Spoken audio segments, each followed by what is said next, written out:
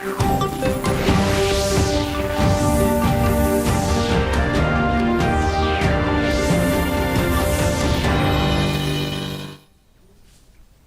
evening, viewers, and welcome to today's edition of the news. First, let's have a look at the headlines.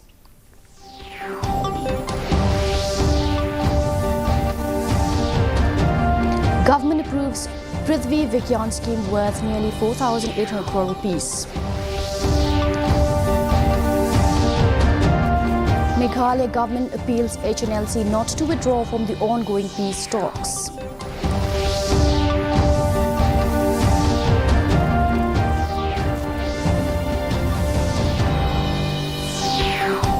No respite from traffic jams on Umiam Bridge. Traffic police ask people to follow lane driving.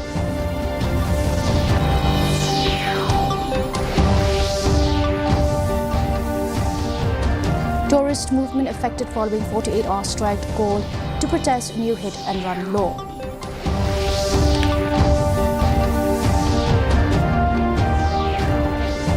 And three-day All India Conference of Directors General and Inspectors General of Police begins in Jaipur.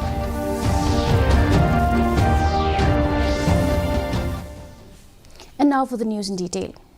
The government has decided to implement the overarching scheme Prithvi Vigyan worth 4,797 crore rupees. A decision in this regard was taken by the Union Cabinet today. The scheme is aimed at the augmentation and sustenance of long-term observation of the atmosphere, ocean, geosphere, cryosphere and solid earth to record the vital signs of the earth system and change. The state government has appealed to the proscribed HNLC not to opt out of the tripartite peace talks with the state and central government, while maintaining that outfit has officially not communicated to the state government about their desires to walk out of the talks. Cabinet Minister and MDA2 spokesperson Paul Lyngdoh said that the government would huddle for an emergency meeting as soon as the Chief Minister, Conrad K. Sangma, and Deputy Chief Minister Preston Tinsong returns to the city. He also said that the demand of the HNLC of amnesty should be and will be granted. And to the negotiating team. So, do we see any meeting in this regard of the state government meeting up to discuss something out? Well, since both the Chief Minister and the Home Minister are out of station, I will not be in a position to say much. But certainly, government will take a call on the matter, and it should be happening very soon, once the CM is back. A pre-recruitment training program for Agniveers and armed forces commenced at Sinot College in Shillong today. The program, triggered by the Chief Minister's special grant, is a collaborative effort involving the Deputy Commissioner's Office in East Khasi Hills along with the Zila Welfare Sainik Office. The primary objective is to provide free coaching and training to interested candidates, guiding them through the recruitment process for the armed forces. R.M. Kurba, Deputy Commissioner of East Khasi Hills, spearheaded the inaugural session. The program aims to empower aspiring candidates with the necessary skills and knowledge to excel in the recruitment process, aligning with the broader goal of supporting youth interested in serving in the armed forces. And inform us that you did it. Okay? Can you mentally prepare and physically fit? You have to be ready for that. And you just by having a degree is not good enough. You have to have, if you're looking for career on this line, you have to be physically fit, you have to be disciplined, you have to have it in you that I will work very hard and never give up. And henceforth, you prepare yourself physically, as I said, and mentally to sit for the exam, and we hope that you will come out successful, and we hope to see our people from the northeastern region to be there, and we'll be very proud of you to serve the country. The repair work on the crucial Umiam Bridge is underway and is likely to go on for some more months.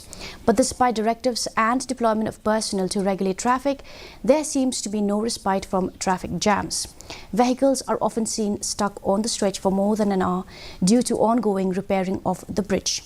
Despite officials being directed to refrain from overtaking on the bridge, many vehicles continue to overtake others, further compounding the situation. Notwithstanding the vexatious traffic snarls, the police personnel seem to be doing their job with vigour, as many of them could be seen patrolling on bikes to ensure that there is no overtaking on the stretch, which could further worsen the situation.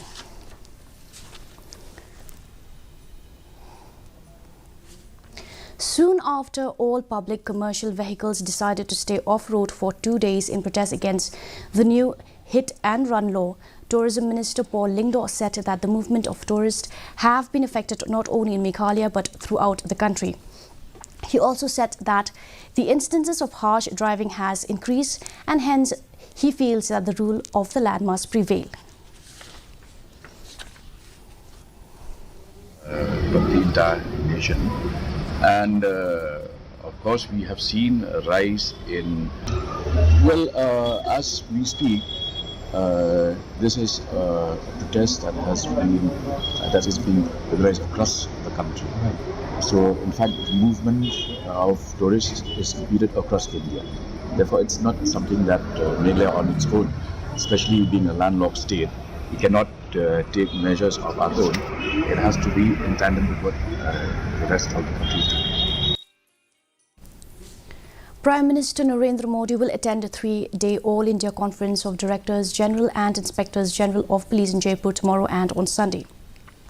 A wide range of policing and internal security issues, including cybercrime, counter-terrorism, challenges, left-wing extremism and prison reforms will be discussed during the event. Another key agenda of the conference is to deliberate on the roadmap for implementation of the new criminal laws. Discussion will also be held on futuristic themes in policing and security, like the challenges posed by new technologies such as artificial intelligence, deepfake and ways to deal with them.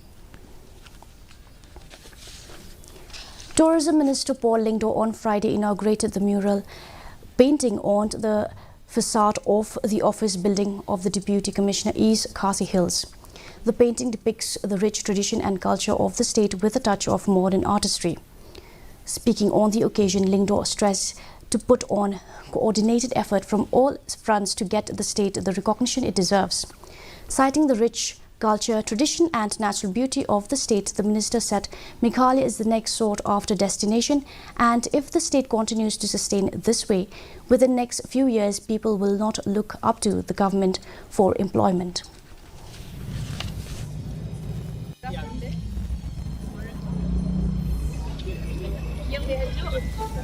What you have done today is encourage visitors, tourists visiting the state of Meghalaya, to not only be mesmerized by our natural beauty, but also to step into something called immersive tourism, and to try to go deeper, to immerse into the culture, immerse into the arts, the myths, the legends, the history, the cultural background of a people.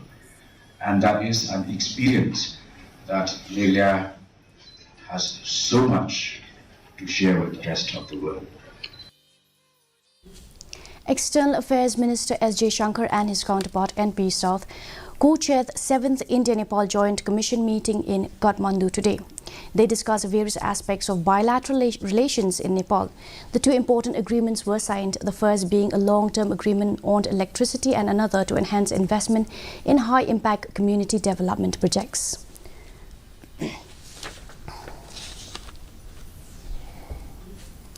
In a noteworthy development, the District Election Officer of East Khasi Hills, R.M. Kurba, today officially released the district-level final photo electoral rolls at the DC office, Conference Hall, Shillong. A total of 15 constituency electoral rolls were presented during the event, with the significant exclusion of Sora Civil Subdivision from East Khasi Hills. Speaking on the occasion, she lauded the efforts of the enumerators and DOS, highlighting their dedication to ensure an accurate and comprehensive electoral rolls.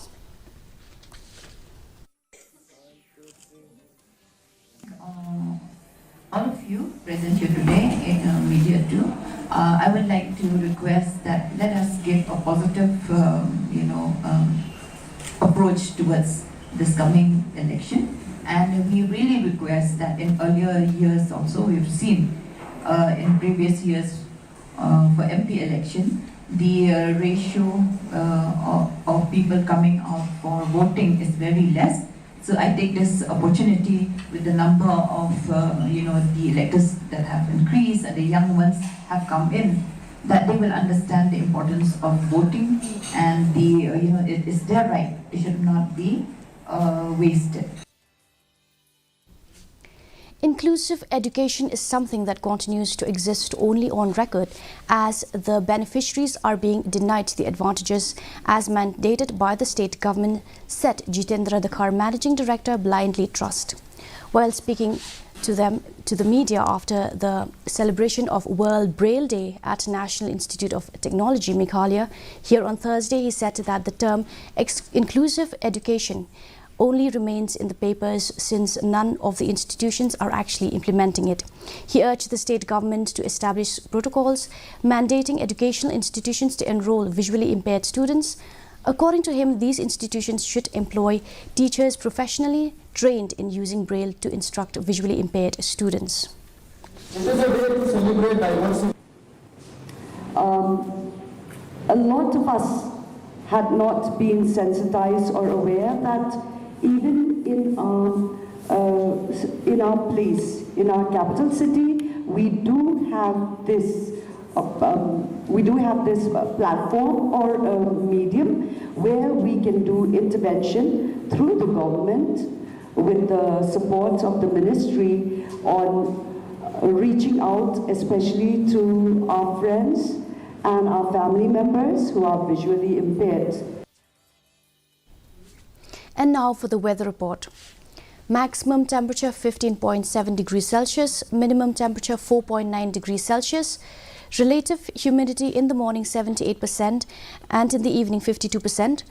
Forecast, Shillong and its adjoining areas will have dry weather most likely.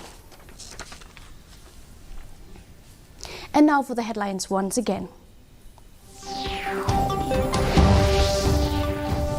Government approves Prithvi Vigyan scheme worth nearly 4,800 crore rupees.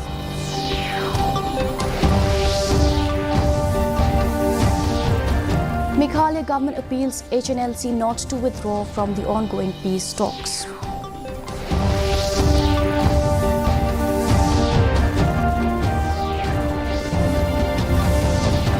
No respite from traffic jams on Umyam Bridge. Traffic police ask people to follow lane driving.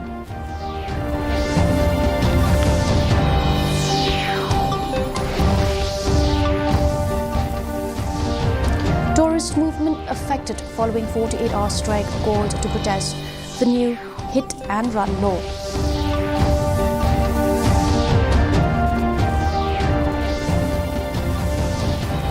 And three-day All India Conference of Directors General and Inspectors General of Police begins in Jaipur. Well, that's all we have for you in today's edition of the news. Do tune in tomorrow at the same time and same channel. Have a good night.